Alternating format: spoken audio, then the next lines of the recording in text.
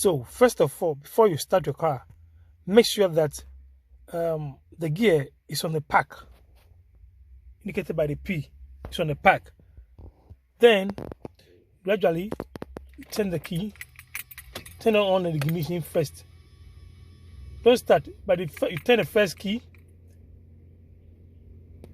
the fan will blow, then you turn the key this way. This is the proper way to start a car. Let me go over. Before you start a car, make sure that the gear is on pack. Then you turn on the key. The fan will blow first, then you turn on the ignition.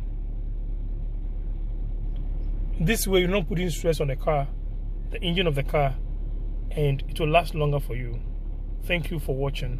Subscribe to my channel, Kasatintin News, on YouTube and then on all social media platforms.